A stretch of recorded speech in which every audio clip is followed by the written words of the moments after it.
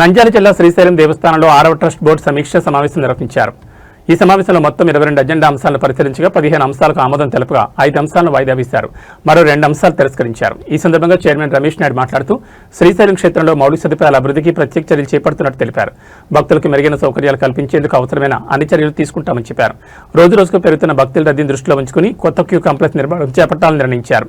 అలాగే ప్రస్తుతం ఉన్న డార్మెంటరీలను ఆధునీకరించడంతో పాటు కొత్త డార్మెంటరీల నిర్మాణానికి కూడా ఆమోదం తెలిపారు. ఇతర అభివృద్ధి కార్యక్రమాలుగా శ్రీశైలం టోల్గేట్ నుంచి కుమార సదనం వరకు 24 లక్షలతో సీసీ రోడ్ల నిర్మాణం, దేవస్థానం వర్క్షాప్ నుంచి పాతాళగంగ పాత మెట్ల వరకు 36.50 లక్షలతో అండర్ గ్రౌండ్ డ్రైనేజ్, బైపాస్ పనులకు ఆమోదం తెలిపారు.